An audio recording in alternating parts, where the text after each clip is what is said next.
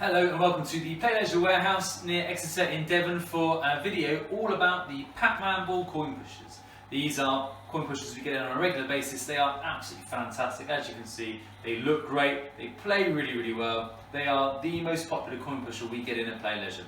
So we're going to take you through a little bit of information about this one, show you how it works, some of the tips, some of the tricks, actually show you inside the machine as well so you can see what happens behind the scenes, and hopefully by the end of it you'll have a much better idea of how this Pac-Man Namco coin pusher actually works.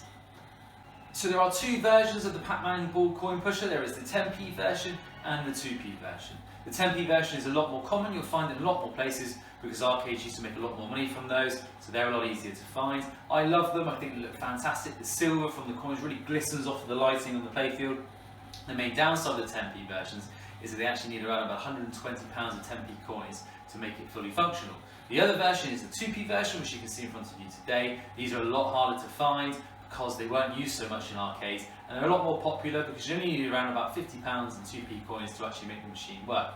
They actually both work in exactly the same fashion, but just two different types of coins.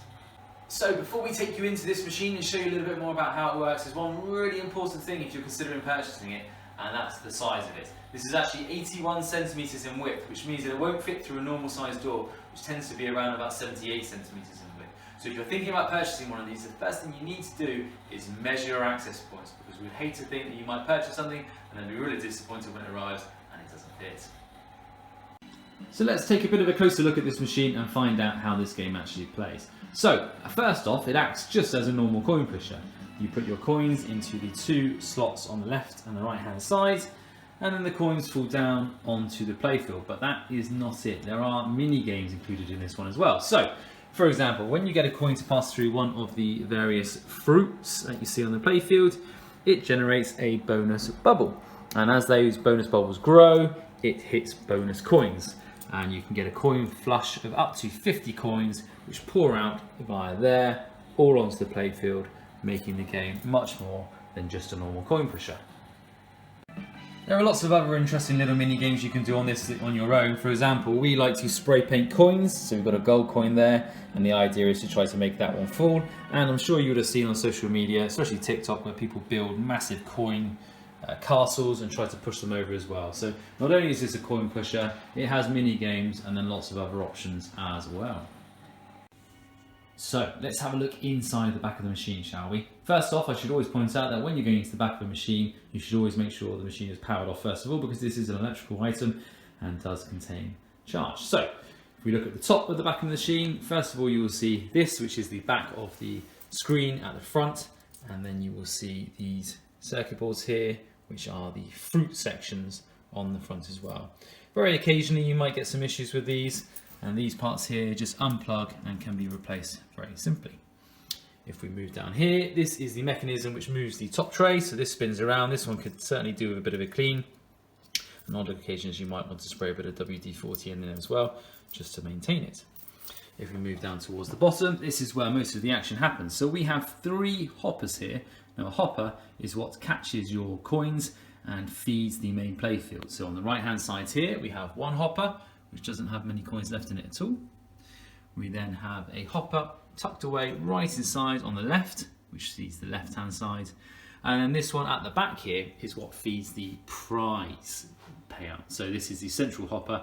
Coins only fall into here and go up when you win a prize.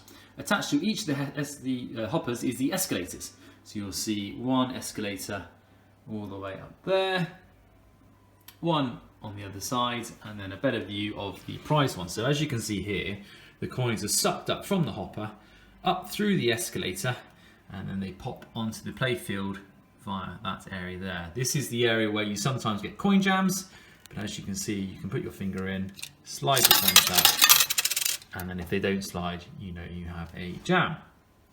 Finally, at the bottom, we have the power supply, which is just ticked away down there. You shouldn't ever need to get involved with that one, but that just shows you where that is. If we now move around to the front of the machine and we open the front door here, we can see a different vision of both of the hoppers on the right and the left hand side. And then here is the secret compartment where the arcades keep their stash. So their profit falls into this area here, and then they empty that out from time to time. When you're setting up your machine, what you would do is you would dump loads of coins into the right-hand hopper, into the left-hand hopper, and then the hopper in the middle, which you would access from the back. Once you've done that, you turn the machine on, the escalators suck the coins up, as you can see just in there, and then the game starts to play. So this is an industrial machine. You will get issues with it time to time, and they are usually always related to coin handling, so the movement of coins around the machine.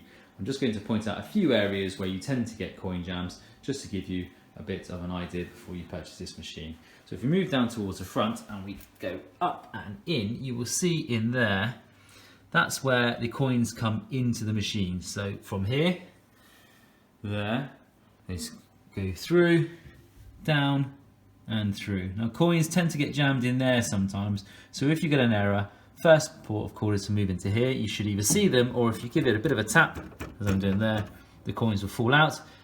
They fall into there, which is the reject cup for there. A lot of the times the error will relate to not enough coins being in the hopper. So if you have an empty hopper or an nearly empty hopper like you have here, fill that up with 2p coins or 10p coins depending on which machine you've got, and it should come up to around about there. So as you can see, this machine needs quite a few coins for it to be ready. Inside there you will see a coin wheel, and that coin wheel is what moves the coins around and then sucks it up. So sometimes if you get a coin jam, it could be that an incorrect coin has got stuck in there. So we recommend getting your hand in, having a bit of a fiddle around, and then you should be able to free it. If we move back around to the back of the machine, we'll see in the same view again,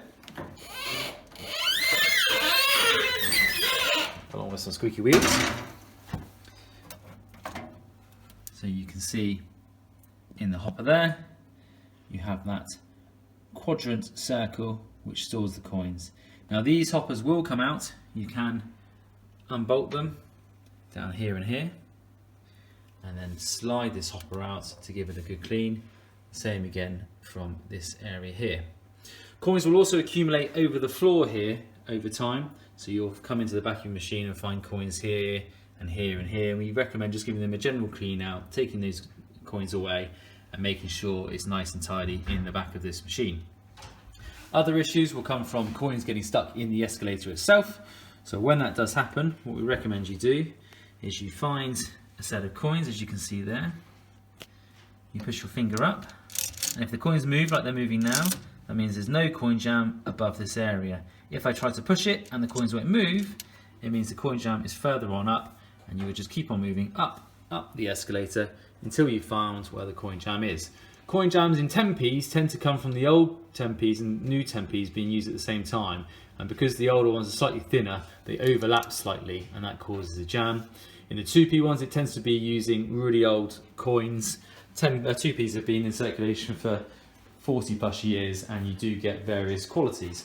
So that leads us on to the next point, quality of coins. Don't use rubbish coins. So you can see here, this one here, very, very dirty, very, very old. We wouldn't recommend using something like that.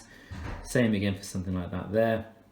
This one's obviously a 1p, but it's covered in some type of substance. That type of thing will cause your machine lots of issues. Whereas a nice clean bronze coin like this one will work for years and years to come. The most important type of coin to look out for to not use is any coin which is bent or has a chip out of it or something like that, because that will cause your machine to stop, and then you'll have to fish that coin out before you'll be able to keep on playing. Now this is a sound you will hear sometimes when you own a Pac-Man ball. Let me just be quiet for a second so you can hear the tune. So this is when an error happens. Error happens for lots of different reasons, as we've discussed. The first thing to do is to have a look at the screen and see what the error message is. The second thing to do is to just switch the test switch. So if we lift this one up, here we see the test switch. So we slide him into test, we give it a couple of seconds, we slide him back down again, and sometimes that will clear the error.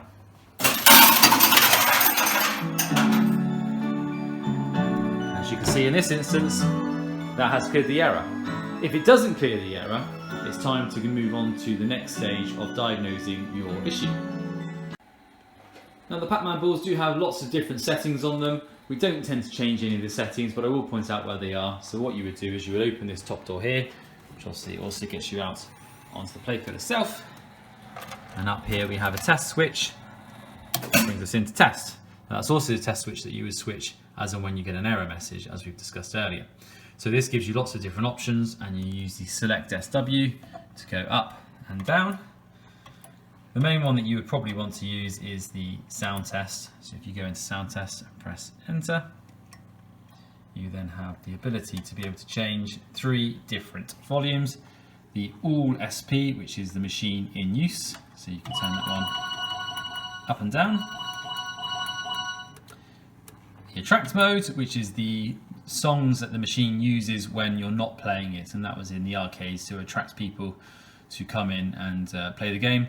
And then the most annoying one out of the lot, which is the error. We always recommend turning that one right down, because when the error does kick off, it can be a little bit annoying as and when you're trying to find the machine, find the fault to get the machine back up and running again. So that is the test menu switch. So that's it for our video today on the Pac-Man ball. We hope you really enjoyed this video today and learned a few new things about this machine. We absolutely love this. We sell a lot of them. They are universally loved by our customers. Thank you very much indeed for viewing. As I mentioned, if you haven't checked out our website, www.playleisure.co.uk, we have hundreds of arcade machines, coin pushers, cranes, fruit machines, pinball, and much, much more. Also, really appreciate if you give this video a like today and hit the subscribe button. Just helps us get new content out to you and other people as quickly as we possibly can. Thank you very much indeed for viewing, and sleep well.